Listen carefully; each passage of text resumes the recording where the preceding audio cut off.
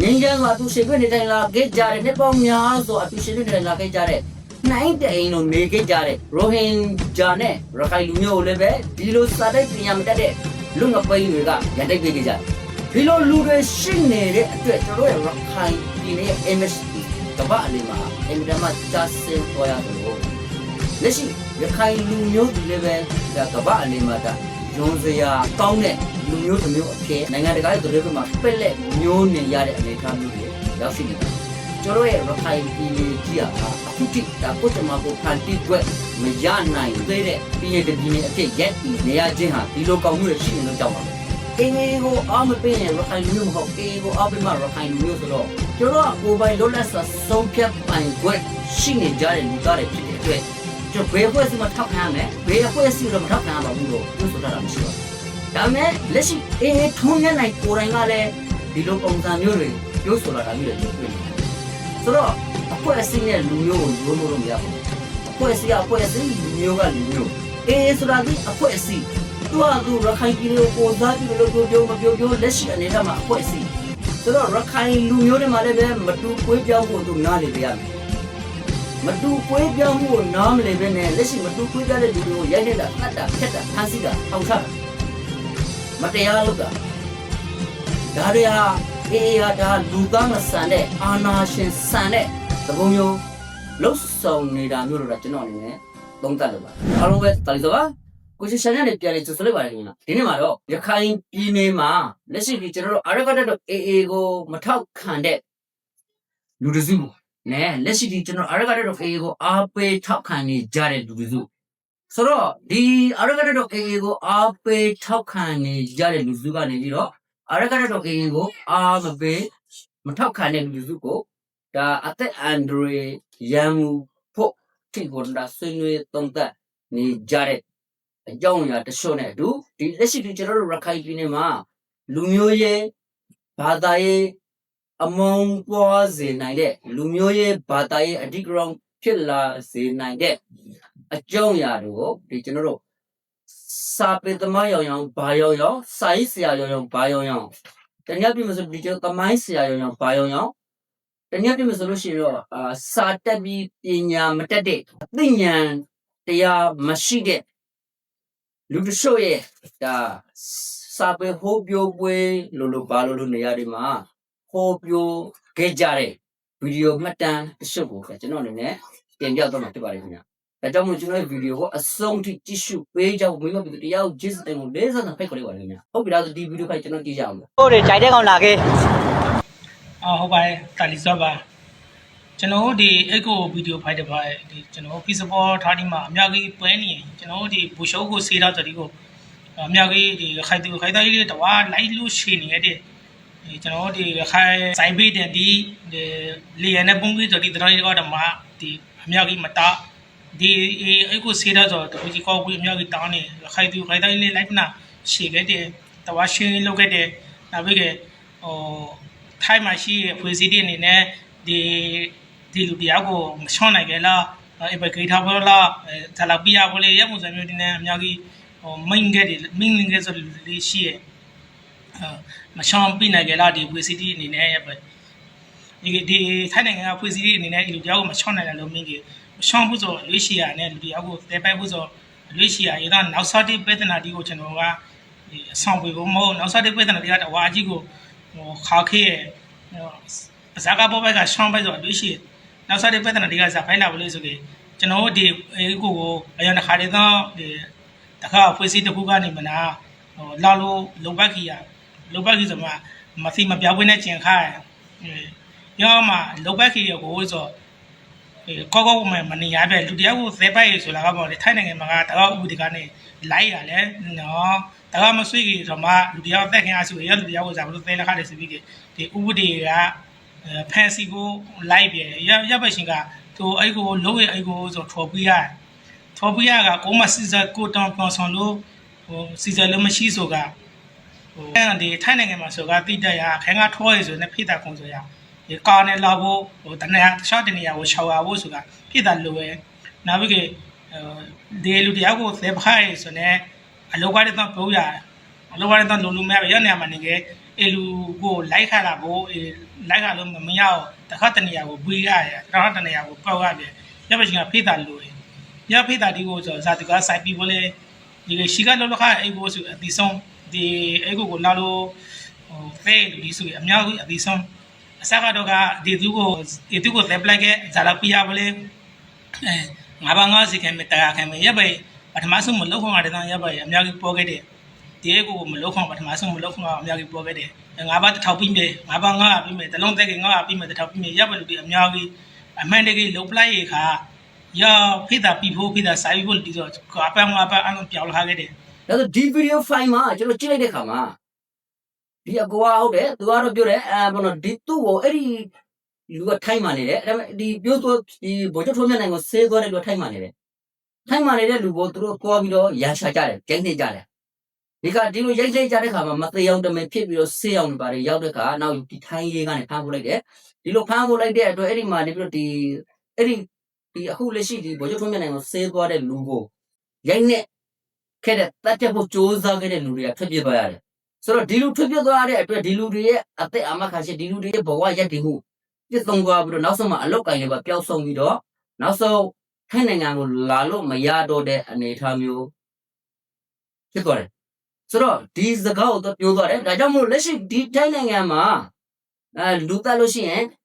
်ဘောနော်ဒီလူတို့တာဝန်ယူမှလဲဆိုတဲ့သဘောမျိုးတွေပေါ့နော်အဲ့တော့နောက်ဆုံးသူပြောသွားတဲ့စကားတော့ဒါသူကတော့ဒါဟာဘောနော်မတက်ဘင်းနဲ့တကယ်တက်ခဲ့မယ်ဆိုရင်တော့မှတို့တက်တက်လေးတက်ဖို့အကြောင်းကိုဒါသူကနေပြီးတော့ရခိုင်ဘာသာစကားနဲ့ပြောဆိုသွားတာဖြစ်ပါတယ်ဆိုတော့ဒီဗီဒီယိုဖိုင်ကိုကျွန်တော်ကြည့်လိုက်တဲ့အခါမှာလက်ရှိဒီဗီဒီယို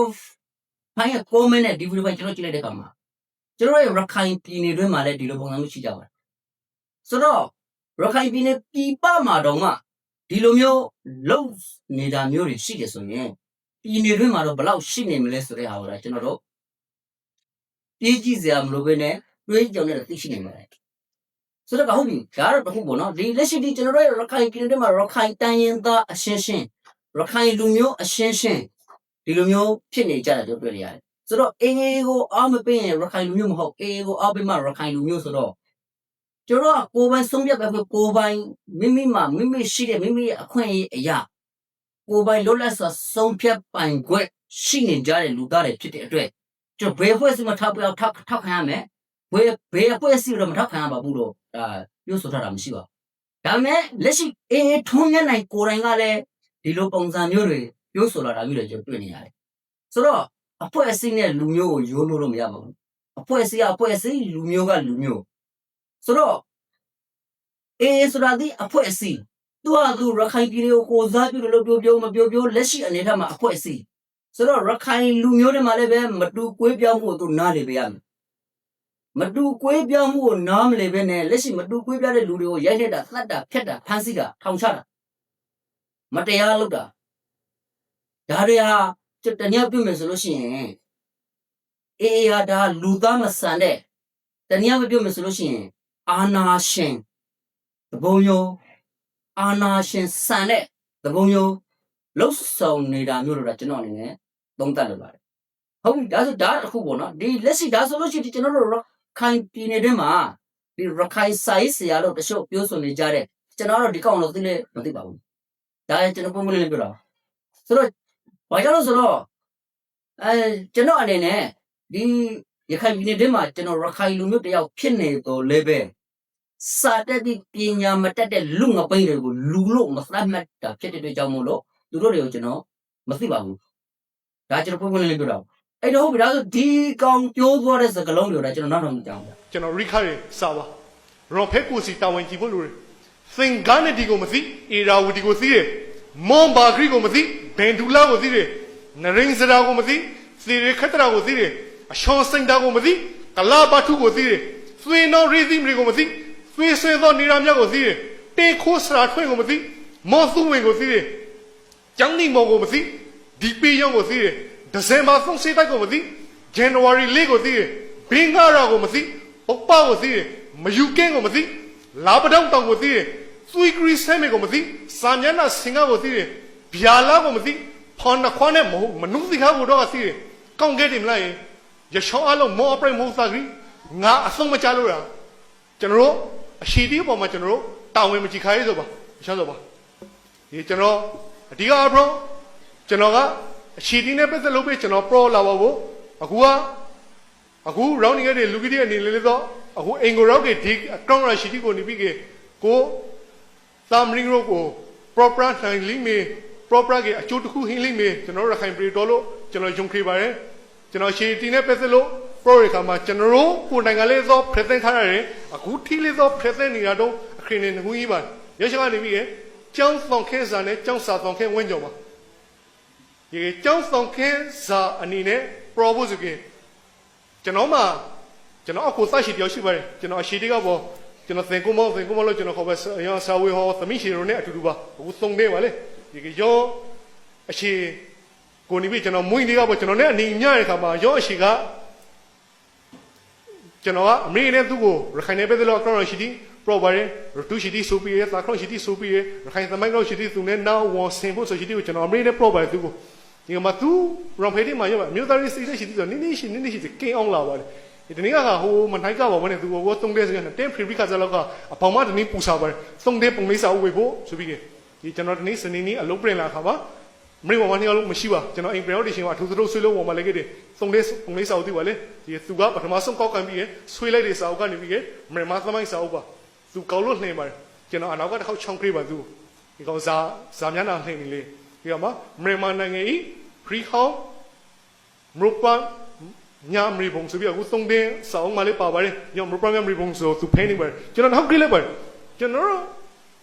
ဘီစနိုစရီခက်တရာဟင်လို့ရှောင်းဒီရှောင်းဒီပါတယ်ကျွန်တော်ရူတဖာခရမှာကြည့်လိုက်အမေအစရှိတဲ့စားတော့မလို့ဒီကျွန်တော်ရောဖေးဒီမှာဆိုတာလာပါလို့ဝိပကီဒါလေးပါချင်းမော်တညာဦးဒီပါလာတော့ကြည့်လိုက်စဝဲခရီးဟောင်းမရီဘုံမြန်မာနိုင်ငံခရီးဟောင်းမရီဘုံညာပရမရီဘုံမှာဒီသူစခရီးပါမပါပါချင်းဒီကဝေစာလီဝဝဲမတွေ့ပါချင်းဝဲလင်းမလို့ပါဘူးအဟောင်းပါချင်းဒီကဝေးနောက်ဆုံးမှာမရဦးသေးရှာဝေးပါဖို့ဆိုတော့အဟောင်းမချင်းကျင်လိုက်ဆိုရှိဖို့မျိုးနဲ့ဝေးကျင်လိုက်ဆိုမဟုတ်ဝေးကောရောဖေးဒီမှာကောဆိုတာလာပါပဲလေကျင်လိုက်ဆိုမဟုတ်ဝေးရှင်မဟာဆိုအချောဆိုလာမောပါလေကျွန်တော်စာအုပ်ကိုပြီးကျွန်တော်စာရီစပွေးက A3 စာအုပ်တော့ယူပါတယ်ကျွန်တော်တောင်းလိုက်ညှင်းတော့ဆွေးပါတယ်မောအခု subscribe ဘယ်လောက်လဲ2010လေးမောအစားဘယ်လောက်လဲကိုနိုင်မောမစားခုနိုင်မှာမွေးလေ2005ခုနိုင်မှာမွေးအမျိုးယုတ်တိငရိုးရခိုင်ပြည်ကိုသင်္ခါဆိုဇာခုနိုင်ကလေ1984လေးကညော subscribe ကိုသူဆို running bar ကို running bar ရေကေရရှိတဲ့ဇာကောင်လေးသူ့ကိုကျွန်တော်မိနီယာမိခွင့်နေပါလေအရှောင်းမညီညွတ်လို့အေးမထားလိုက်ပြီးဆက်တော့ဒါဒီယာမရဦးဒုတိယမရဦးပထမမရဦးကဲမောမရဦးခိုက်ကမသိဆိုဒီ pro သူ pro ဘာမောဘာဂရီကစာပြီးကြောင်းပါရှိုင်သောအင်ဒိုသင်းဒုကင်သင်းတော့ဘယ်လိုနေရာကုန်ရောဒီ pro ရေကဲမောဒုတိယ要这样比个毛比个，然后打，林木打，林木嘛啥子嘞？毛体子，我讲西条搞不着，我讲篮球拍来的，抢不上关山路，巴西边关山为什么嘞？你想看你比个，你想我来，等下午的看你比来看嘛，等下午的嘛喂嘛，现在都要拉他嘛，我没说不啦，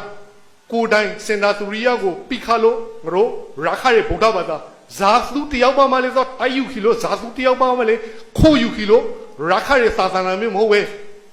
ဒါဆိုဒီလက်ရှိနေပြီးတော့ဒီကောင်ပြောသွားတဲ့စကားတွေထဲမှာဒါသူရခိုင်ဘာသာနဲ့ပြောဆိုသွားတာပါလက်ရှိကျွန်တော်တို့ဗမာပြည်နယ်ရဲ့လွတ်လပ်ရေးကိုတော့လူတွေကသိတယ်ဒီကျွန်တော်တို့တညက်ပြမယ်ဆိုလို့ရှိရင်ဒီဘောတော့ဒီ1948ဒီကျွန်တော်တို့ဇန်နဝါရီလ4ရက်နေ့ကတော့လူတွေကသိပြီးတော့ဒီကျွန်တော်တို့1984 85ရခိုင်နိုင်ငံတို့ကြာဆုံးခဲ့တဲ့ဒီဇင်ဘာလ31ရက်နေ့ကျတော့လူတွေကမသိကြတော့ဘူးဆိုပြီးတော့သူပြောဆိုသွားတာဖြစ်တယ်။နောက်တစ်ခုကဒီကျွန်တော်တို့တရက်ပြမယ်ဆိုလို့ရှိရင်ပကံကိုတော့သိတယ်ဒီရခိုင်နိုင်ငံမြောက်ဦးဘက်ဘာညာကြတော့မသိဘူးဆိုတဲ့သဘောမျိုးတွေပေါ့နော်။သူပြောဆိုသွားတာတွေ့နေရတယ်။ဆိုတော့တရက်ပြမယ်ဆိုလို့ရှိရင်ရခိုင်သမိုင်းကိုတော့မသိဘူးဗမာပြည်သမိုင်းကိုတော့သိတယ်ဆိုပြီးတော့လူမျိုးရေး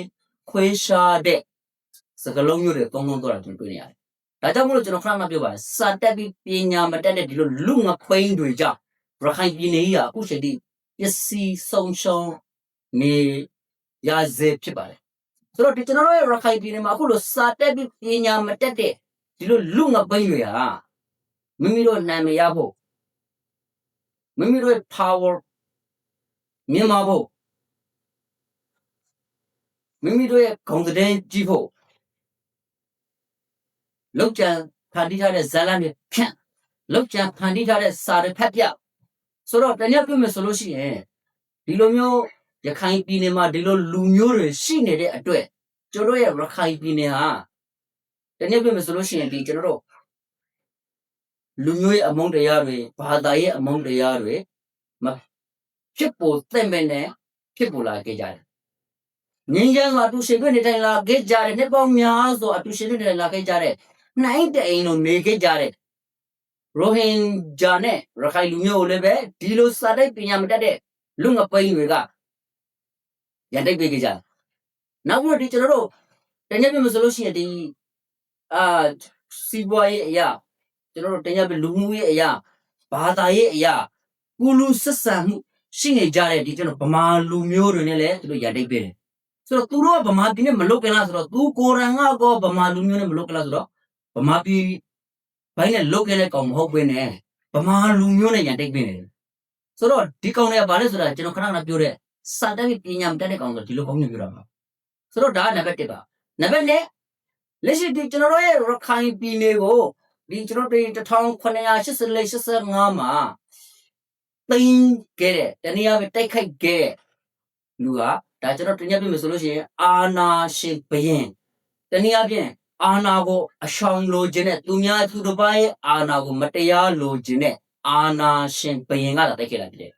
ဗမာလူမျိုးအားလုံးလာတိုက်ခဲ့တာမဟုတ်ပါဘူးကျွန်တော်အရင်တော့တင်ပြခဲ့ပါဒီကျွန်တော်စာရေးဆရာတွေဟာတနည်းပြမယ်ဆိုလူမျိုးရေးဘာသာရေးအဓိကရုဏ်းဖြစ်ပေါ်စေနိုင်တဲ့ဖြစ်ပွားလာနိုင်တဲ့စကလုံးမျိုးတွေကိုထုတ်သုံးပြီးတော့ကျွန်တော်တို့ရဲ့သမိုင်းတွေကိုဖြောက်ဖြစ်ခဲ့ကြတယ်ဆိုကျွန်တော်အရင်ကတင်ပြခဲ့ပါတယ်ဒီကျွန်တော်တို့မွန်လူမျိုးနဲ့ဗမာလူမျိုးဆိုတော့ဒီစာရေးဆရာတွေကမွန်ဗမာအနှစ်40စစ်ပွဲဆိုပြီးတော့ခေါင်းစဉ်တက်ခဲ့ကြတယ်ဒါပေမဲ့ဒီမွန်ဗမာအနှစ်40စစ်ပွဲကာလကိုကြည့်လိုက်တဲ့အခါမှာမွန်လူမျိုးနဲ့ဗမာလူမျိုးနဲ့ဖြစ်ကြတာမဟုတ်ဘူးမွန်လူမျိုးနဲ့ဗမာလူမျိုးတွေရှင်တော်ကနေပြီးတော့စီးပွားရေးအရာလူမှုရေးအရာစီးပွားရေးကုသရေးမှုတွေလူမှုရေးအရာအိမ်ထောင်ပြုမှုတွေအထိရှိခဲ့ကြတာကိုသမိုင်းမတတ်မှာတွေ့ရှိရပါတယ်ဆိုတော့ဒါသည်ကျွန်တော်တို့အလျှော့အရှာအာနာကိုထိပါမခံတဲ့အာနာရလူတစုနဲ့သူတစ်ပါးရဲ့အလျှော့အရှာအာနာကိုမတရားရယူခြင်းတဲ့အာနာရှင်ဘယင်နဲ့ဒါတနည်းပြမယ်ဆိုလို့ရှိရင်တိတ်ကြတဲ့တိုက်ပွဲဒါဆိုကျွန်တော်တော်တော်နဲ့လွန်ပြမယ်ဆိုလို့ရှိရင်အာနာရှင်အရှင်းရှင်းတိတ်ကြတဲ့တိုက်ပွဲတွေဖြစ်တယ်ဒါကိုမွန်ဗမာအနှစ်40စစ်ပွဲဆိုပြီးတော့သမိုင်းဆရာတွေကနေစကလုံးလှလှလေးတွေထုတ်သုံးခဲ့တဲ့အတွက်မွန်လူမျိုးနဲ့ဗမာလူမျိုးပဲပြဿနာဖြစ်ခဲ့ကြတယ်ရောကျွန်တော်တို့ဒီကနေ့လူငယ်တွေကတွေးထင်တွားကြတာကျွန်တော်တွေ့နေရပါတယ်ဆိုတော့ဒီလိုလူငယ်တွေထက်မှလည်းပဲစာတိုပေစားလောက်ပဲဖတ်ပြီးတော့ဒီတိုင်းရင်းသားလူမျိုးစုတွေဖြစ်တဲ့ဗမာလူမျိုးကိုမုန်းတီးတာတွေဗမာလူမျိုးကိုနိုင်တဲ့စင်းနဲ့ပြောတာတွေဗမာလူမျိုးကိုသူတို့စီရောက်လို့ရှိရင်တတ်ပြစ်တာမျိုးတွေအထိရေးစစ်စစ်လှုပ်ဆောင်ခဲ့ကြတဲ့သမိုင်းမှတ်တမ်းတချို့လည်းရှိခဲ့ကြပြီဖြစ်ပါတယ်ဆိုတော့ဒီတိုင်းကမဟုတ်ပါဘူးဒီကျွန်တော်တို့ကရင်လူမျိုးဗမာလူမျိုးဆိုတော့ကရင်လေးကဗမာတွေကိုမော့အောင်ဒီဗမာအာနာရှင်တရားပြမယ်ဆိုဒီကျွန်တော်တို့အာနာရှင်ကလုပ်ခဲ့ကြတယ်အမှန်တကယ်ဗမာလူမျိုးဟာအမှန်မှရိုးသားတဲ့လူမျိုးတစ်မျိုးဖြစ်တယ်ဆိုတော့ဒီရိုးသားမှုကိုအရှင်ခံပြီးတော့ဗမာလူမျိုးတွေတည်းနဲ့ပေါက်ဖွာလာတဲ့ဒီအာနာရှင်ကသူတို့ကိုအာနာရှင်တစုစားလို့မမြင်အောင်တိုင်းရင်းသားလူစုမမြင်အောင်သူတို့ငွေဖွာလာတဲ့ဗမာလူမျိုးကိုတိုင်းရင်းသားတွေအားလုံးမုန်းတီးအောင်လှုပ်ဆောင်ခဲ့ကြတာမျိုးတွေရှိပါတယ်ဒါကြောင့်မို့လို့ဒီကျွန်တော်တို့ကရင်တွေကဗမာတွေမုန်းတယ်ရှမ်းကဗမာကိုမုန်းတယ်ဗမာကရှမ်းကိုမုန်းတယ်ဆိုတော့ခါဒီလိုလူမျိုးကြီးဝါဒကိုจิตသုံးခဲ့တဲ့အာနာရှင်တစုကြောင့်တို့တိုင်းရင်းသားမျိုးနွယ်ဆိုအရှင်းရှင်းပြဿနာတွေမလိုလားတဲ့ပြဿနာမျိုးတွေဖြစ်ခဲ့ကြတယ်ဒါသမိုင်းအထောက်အထားကျွန်တော်ပြောတာပါဆိုတော့ဒီကနေ့ဒီဆိုးဆိုးကျွန်တော်တင်ပြသွားတဲ့ဒီလူငပိန်တနည်းအားဖြင့်စာတက်ပြီးပညာမတက်တဲ့ဒီကျွန်တော်တို့ရခိုင်သမိုင်းဆရာရောင်ဘာရောင်ရခိုင်စာရေးဆရာရောင်ဘာရောင်နဲ့ရောင်40ပေါ့ဗျာရောင်60ပေါ့ ရုံ60ဆိုလို့ရှိရင်ဒါအောင်ဒီနေ့ရုံ100လောက်ရှိတယ်ပေါ့နော်ဒီလိုဒီရုံ100လောက်လုပ်နေတဲ့ဒီကောင်ဟာလက်ရှိရခိုင်လူမျိုးတွေကိုရခိုင်လူငယ်တွေကိုဗမာမုံဒီရဲ့ဝါဒရိုက်သွင်းနေတာမျိုးတွေတွေ့နေရတယ်ဆိုတော့သူပြောဆိုသွားတဲ့စကားလုံးတစ်ချို့ဟာဒါကျွန်တော်တို့ဒီဗီဒီယိုဖိုင်ကိုကျွန်တော်အသေးစိတ်ကျွန်တော်ဗမာလိုဘောနော်ကျွန်တော်စာတန်းထိုးပေးဖို့ကျွန်တော်စူးစမ်းပေးမယ်လည်းပဲအကြောင်းအမျိုးမျိုးကြောင့်ကျွန်တော်စာတန်းမထိုးပေးနိုင်ခဲ့ဘူးဒါပေမဲ့ကျွန်တော်ဒီဘောနော်ဒီကျွန်တော် Telegram နဲ့ဒီကျွန်တော်ဒီဘောနော်ဒီကျွန်တော်ကိုရှေFacebook page ဒီကျွန်တော် Colin Facebook page တော့ကနေပြီးတော့ဒါကျွန်တော်ဗီဒီယိုစာတန်းထိုးတွေနဲ့ဒါကျွန်တော်ထပ်မှန်ပြီးတော့ကျွန်တော်တင်ပြပေးအောင်ပါဆိုတော့လက်ရှိဒီကောင်ဟာဒါကျွန်တော်တော်တော်လေးကြည့်မယ်ဆိုဒီကောင်ဟာလက်ရှိဒီရခိုင်လူမျိုးတွေထက်မှာဗမာလူမျိုးနဲ့ပြဿနာမဖြစ်ဖြစ်အောင်ဗမာလူမျိုးကိုမုန်းတိအောင်အမုန်းတရားပွားများအောင်လှုံ့ဆော်ပေးနေတဲ့ကျွန်တော်တို့သူ့တော်စာရေးဆရာလို့မမြင်ဘူးလူတရိတ်ဆန်တကောင်လို့ပဲကျွန်တော်မြင်ပါတယ်ဆိုတော့ဒီလိုရခိုင်ပြည်နယ်မှာလူတရိတ်ဆန်စာရေးဆရာမျိုးတွေရှိနေကြတဲ့အတွက်ကျွန်တော်ရဲ့ရခိုင်ပြည်နယ်ကြီးဟာအခုလိုမျိုးဘဝတွေစုပ်ပြတ်ပြီးတော့ဒါကျွန်တော်တို့ရခိုင်ပြည်နယ်ကြီးဟာအခုတိဒါကိုကျမကိုဖန်တီးခွက်မရနိုင်သေးတဲ့ပြည်နယ်တစ်ပြည်နယ်အဖြစ်ရက်တီနေရခြင်းဟာဒီလိုကောင်းမှုတွေရှိနေလို့ကြောက်ပါပဲဆိုတော့ဟုတ်ပြီနောက်တစ်ခုဒီလက်ရှိကျွန်တော်တို့ဒီရခိုင်ပြည်နယ်မှာစာရေးဆရာလို့ဒါကိုကေမွန်တက်ထားတယ်ကိုနာမည်တက်ထားတယ်တနည်းအားဖြင့်ကျွန်တော်တို့အဲ့ဒီမှာဒီလူမျိုးရေးသမိုင်းကျောင်းတွေရေးသားနေတဲ့ဒီကျွန်တော်တို့ဒီကျွန်တော်စာရေးဆရာလို့ဘာလို့ဒီကျွန်တော်ဂျပန်တက္ကသိုလ်ဒီကျွန်တော်တို့အဲ့ဒီမှာပါမောက်ခပေါ့ဒါနဲ့သူ့တော့ကျွန်တော်ပါမောက်ခလို့မဟုတ်ဘူးကျွန်တော်ပါခမပေါ့ဒီလိုတောက်တော်မေးရဒေါက်တာတော့ဟုတ်တောက်တော်မေးရဒီဂျပန်တက္ကသိုလ်မှာတောက်တော်မေးရခိုင်းခံရတဲ့တောက်တော်မေးရဒေါက်တာအေဂျန်လို့ပုံပုံမျိုးတွေဆိုတော့ဒီလိုလူတွေရှိနေတဲ့အတွက်ကျွန်တော်ရဲ့ရခိုင်ပြည်နယ်ရဲ့ MSP ကမ္ဘာအလယ်မှာအင်မတန်မှကြာဆင်းသွားရတယ်လို့လက်ရှိရခိုင်လူမျိုးတွေလည်းပဲဒါကမ္ဘာအလယ်မှာဒါယွန်စရာ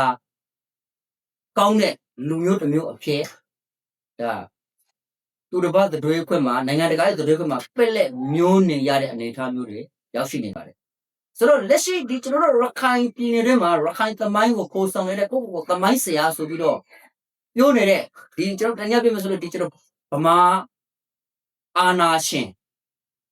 ကျွန်တော်ဗမာလူမျိုးပြမလို့ဗမာအာနာရှင်ရဲ့ထိခိုက်ခဏကန်နောက်ကိုလိုက်ပြီးတော့ဒီအာနာရှင်ကပေးတဲ့ဘွဲထုခေါင်းထုတွေကိုရယူထားတဲ့ဒီလိုမျိုးဒီကျွန်တော်တို့ဒီကျွန်တော်တို့ရခိုင်ပြည်ဒေါက်တာအေဂျန်လို့လူမျိုးတွေဟာနောက်ဒီအခုနောက်တော့ဒီကျွန်တော်တင်ပြသွားတဲ့ဒီဗီဒီယိုဖိုင်တွေကစာရေးဆရာလိုကောင်းမျိုးတွေဟာရခိုင်ပြည်နယ်အနာဂတ်ကိုဖြစ်စီနေကြတဲ့လူတစုလို့ဒါကျွန်တော်အနေနဲ့မြင်မိပါတယ်နောက်တစ်ခုနှစ်ရှင်းနေပေါင်းများစွာကြရပဲကျွန်တော်တို့ရဲ့နှစ်ထောင်ရှိပြီးတော့ရှင်းနေပေါင်းများစွာကြရပဲငြိမ်းချမ်းစွာအတူရှင်ကြနေထိုင်ပြီးတော့ကျွန်တော်နှစ်အိမ်တအိမ်လို့နေခဲ့ကြတဲ့လူမျိုးစုမစုဖြစ်တဲ့ရိုဟင်ဂျာအစ္စလာမ်ဘာသာဝင်လူမျိုးစုတွေနဲ့ရခိုင်လူမျိုးစုတွေကြားမှာပြဿနာမဖြစ်ဖြစ်အောင်ဖန်တီးခဲ့ကြတာလေဒီကောင်တွေပါပဲဆိုတော့ဒီလိုသမိုင်းဆရာရောဘာရောကောင်းတွေဟာဒါလိန်ညာဟန်ဆောင်ရေးသားခဲ့ကြတဲ့ဒီသမိုင်းစာအုပ်တချို့ကြောင့်လို့လေဒါကျွန်တော်တို့ရခိုင်ပြည်နယ်မှာသမိုင်းတွေကြောင့်ဒီကျွန်တော်တို့ပြဿနာဘုံဆိုဖြစ်ပြီးတော့မြေဟောင်းတောက်လောင်ကြရဖြစ်ပါတယ်ဆိုတော့နိုင်ငံရေးသမားတစုဖြစ်တဲ့ဒီကျွန်တော်တို့တနည်းမျိုးဆိုအဲ့ဒီမှာဒေါက်တာအေးမောင်လိုကောင်းမျိုးတွေဒီကျွန်တော်တနည်းမျိုးဆိုဒီစောစောကျွန်တော်တင်ပြသွားတဲ့ဒီကျွန်တော်တို့ရခိုင်သမိုင်းဆရာဒေါက်တာအေဂျန်ဆိုတဲ့ကောင်းမျိုးတွေဆိုတော့ဒီကောင်မျိုးတွေကစာတက်ပြီးတော့ပညာမတက်တဲ့လူငပိန်တစုဖြစ်တဲ့အတွက်ကြောင့်မို့လို့ရခိုင်ပြည်နယ်အနာဂတ်ကိုမပြစ်ပြအောင်ဖြစ်စီခဲ့ကြတာကိုဒါကျွန်တော်တို့ဒါမြင့်မြင့်ဒိဋ္ဌကြုံတွေ့ခဲ့ကြဖြစ်ပါတယ်ဆိုတော့လက်ရှိကျွန်တော်ဒီကနေ့တင်ပြချင်တာကလက်ရှိကျွန်တော်တို့ရဲ့ရခိုင်ပြည်နယ်မှာနှစ်ပေါင်းများစွာတူရှိတဲ့နေထိုင်လာခဲ့ကြတဲ့ဒီရိုဟင်ဂျာလူမျိုးတွေကိုလက်ရှိဒီကနေ့ဆိုလို့ရှိရင်ဒါကျွန်တော်တို့ကြားနေရတယ်ဒီသူတို့လက်ရှိနေဘင်္ဂလားဒေ့ရှ်နိုင်ငံမှာရောက်ရှိနေတဲ့ဘင်္ဂလားဒေ့ရှ်နိုင်ငံမှာဘင်္ဂလားဒေ့ရှ်နိုင်ငံမှာကြီးတဲ့ရခိုင်မျိုးနွယ်စုဝင်တွေပါဆိုပြီးတော့ကိုနာမည်ခံနေကြတဲ့ဘင်္ဂလားဒေ့ရှ်နိုင်ငံကဘင်္ဂလီအုပ်စု9000နီးပါးလောက်ကိုဒါကျွန်တော်တို့ရခိုင်ပြည်နယ်ဘက်ကိုခေါ်လာပြီးတော့အဲ့မှာနေပြီးတော့ဒီရွာတွေဒီစောက်ပေးတာတွေဒီရိုဟင်ဂျာတွေပိုင်ဆိုင်တဲ့ လေပြေတွေကိုခွဲဝေပေးတာမျိုးတွေလောက်ဆောင်နေတယ်ဆိုပြီးတော့ကျွန်တော်ကြားသိရပါတယ်ဆိုတော့ဒီလိုမျိုးအာရကတက်တော့ A ဟာဒီဆိုးဆိုးကကျွန်တော်တင်ပြသွားတဲ့ဒီလိုမျိုးဒီကျွန်တော်ဒီလက်ရှိနဲ့သမိုင်းဆရာရောင်ဘာရောင်တစုနဲ့ပူပေါင်းပြီးတော့လက်ရှိရခိုင်ပြည်နယ်ရဲ့အနာဂတ်ကိုဖြစ်စီဖို့ရခိုင်ပြည်နယ်မှာမိတဲ့နေတဲ့ကျွန်တော်တို့ရဲ့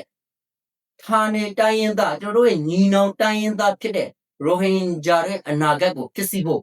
ကြံစီနေတဲ့အပြင်လက်ရှိစ조사နေတာလို့ကျွန်တော်တွေ့နေရတယ်။ဘာကြောင့်ဒီလိုကျွန်တော်ပြောရတာလဲဆိုရင်ဒီကျွန်တော်စိုးစတင်ပြဖြစ်တယ်လို့ဒီဘင်္ဂလားဒေ့ရှ်နိုင်ငံမှာနေတဲ့ဒီရခိုင်မျိုးနွယ်စုဝင်တွေပါလို့ကိုနာမည်ခံထားတဲ့ဘင်္ဂလီလူမျိုးတွေကိုရခိုင်ပြည်နယ်ဘက်ကိုခေါ်လာပြီးတော့ဒီလက်ရှိနေအေးတက်သားအဖြစ်သင်္นานတက်ခိုင်တာမျိုးတွေနောက်တစ်ခုဒီကြေးရွာတွေမှာဒီကျွန်တော်တို့ရွာအသက်စောက်ပေးပြီးတော့ဒီရွာအသက်တည်ပေးပြီးတော့နေရာရှောက်ထားပေးတာမျိုးတွေလောက်ဆောင်နေတယ်လို့လည်းဒါကျွန်တော်တည်ရရှိတာဆိုတော့ဒီလိုလောက်ဆောင်နေတဲ့အတွက်ကြောင့်မို့လို့လက်ရှိဒီရိုဟင်ဂျာတွေပိုင်ဆိုင်တဲ့လေမြေတွေကိုမတရားသိမ်းယူလက်ရှိရိုဟင်ဂျာတွေပိုင်ဆိုင်တဲ့ပစ္စည်းတွေကိုမတရားသိမ်းယူပြီးတော့ဘင်္ဂလားဒေ့ရှ်နိုင်ငံသားဘင်္ဂလီတွေကိုခွဲဝေပေးနေခြင်းဟာ